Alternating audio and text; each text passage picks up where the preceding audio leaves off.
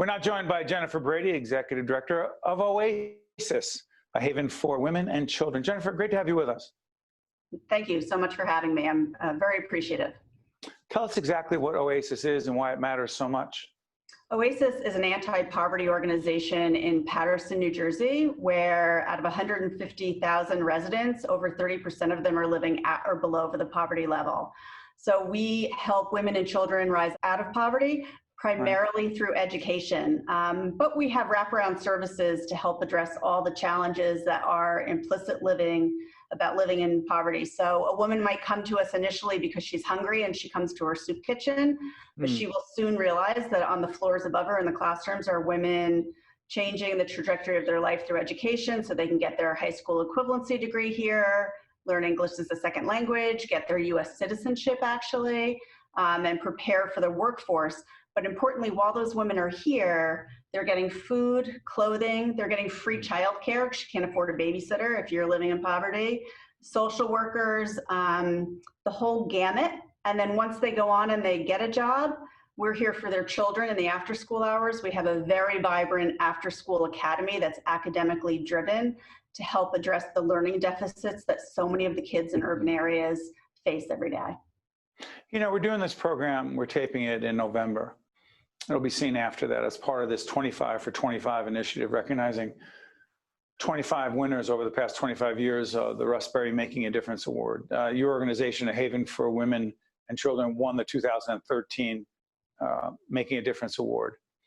And what strikes me is you can talk about how challenging it was in 2013, but 2020, 2021, the impact of COVID, not just on your organization, but on the people you serve every day who are in such great need. Yeah, so on March 16th, when the city of Paterson shut down and went remote, we did the exact opposite. We turned on full speed.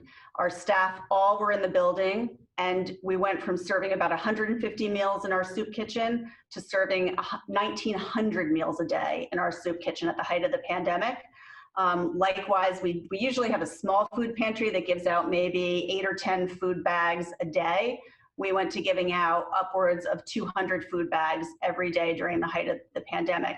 So the line in Paterson, where those with the least suffered the most, just to come for food was literally around the block every day.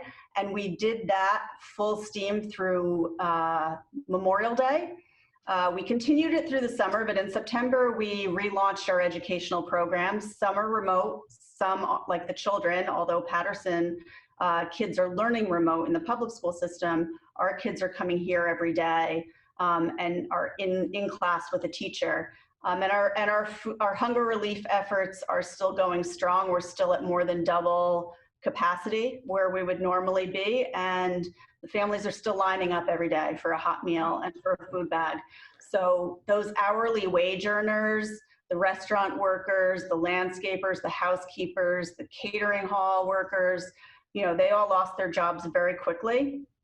Couple that with the fact that schools aren't in session and most of our families either can't afford babysitters or they don't have any support network. So many of our families, they've just moved to this country. They don't have people they can rely on to watch their kids. So we actually have had, heartbreakingly, people we've helped to get jobs and they've had to leave their jobs because there's no one to watch the 7-year-old at home. Jennifer, let me ask you this, because you're a leader of a nonprofit, we're a nonprofit.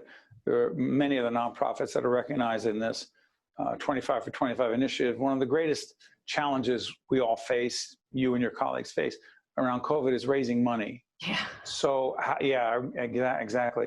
You're involved in a capital campaign. How the heck do you run a remote capital campaign? It's been interesting. Of course, we can make the case that we need our building to be bigger than ever because the need is going to be bigger than ever when we come out of this pandemic. Right. But we've relaunched our capital campaign, which we suspended at about halfway through in March. But it's a lot of this. It's a lot of Zoom calls. It's a lot of outreach to people. But the need is really speaking to people. People really understand that for you and I, when we're told get 2 weeks worth of groceries in case you have to quarantine, we can do that. But when you're looking at families that are struggling to put food on their tables daily, and if they don't have the education piece and the support piece to come out of this, the effects of this are going to be in Paterson for many, many years to come, but we want to be a part of the solution. You know, we're talking about being part of the solution. Real quick, the 2013 Russ Berrie Making a Difference Award was presented to your founder, Ann Wagner. Yeah. What did that mean? What does it mean? Why does it matter? It was amazing recognition of someone who was really just so inspirational. She saw a need here in Paterson. She was embedded in the community, and she saw that there was nowhere for mothers to bring their children if they were hungry. There was no soup kitchen that would allow children to go. And she single-handedly went out and raised $30,000 at our first gala and opened OASIS on a wing and a prayer, and really just knowing that our neighboring communities would respond when they knew that this could work. So having that recognition for her was wonderful.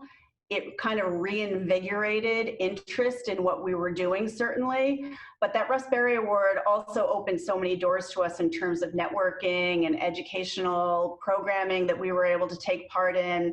It's really been, even though we got the award in 2013, we're still reaping the benefits of it. You know, talking about connecting and sharing and highlighting, our media colleague, one of our top producers, Joanna Gagas, who did a series for us called Life and Living Now, is with NJ Spotlight News. You can check her out every night. I believe she's on your board. She's involved in the organization. And so she has done some work highlighting what you're doing. But my question goes to this, whether it's Joanna or what we're doing here, why is it so important for the media to highlight the work, not just of your organization, but others who are making a difference with the population you're serving, who, again, are in great need of help? Sure. You know, most organizations like OASIS, we're relatively small. We don't have big marketing departments. We're struggling right now, in particular, just to meet the needs of the community. Our ability to go out there and communicate to the larger world what the needs are, what we're actually doing here is limited. So having you guys as partners to get the word out, OASIS is 96% privately funded. So we don't get a lot of government funding. We're not a pay-for-service organization. We really exist because of the goodness of people who feel it's their obligation to help the poor among us, right? Right down the road from many of us are some of the poorest, most vulnerable people we'll ever meet. And having you be able to help us get the word out is tremendous. Well, on behalf of everyone in public broadcasting, and our team and our colleagues in public broadcasting, we'll continue to do everything we can to feature the work that you and your colleagues are doing. Jennifer Brady, Executive Director of OASIS, a haven for women and children, I want to thank you so much for joining us. All the best. Thank you, Steve. I'm Steve Adubato. Thank you so much for joining us. We'll see you next time. One-on-One with Steve Adubato has been a production of the Caucus Educational Corporation.